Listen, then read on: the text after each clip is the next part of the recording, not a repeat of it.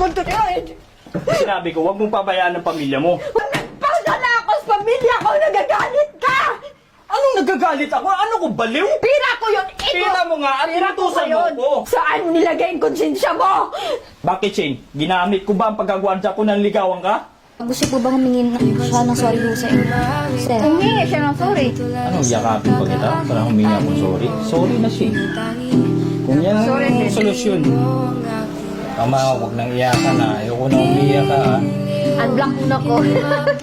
Ma'am, kayo ho ba may pagmamahal pa po dito kay Sir Mel? Hindi mo pumamala yun.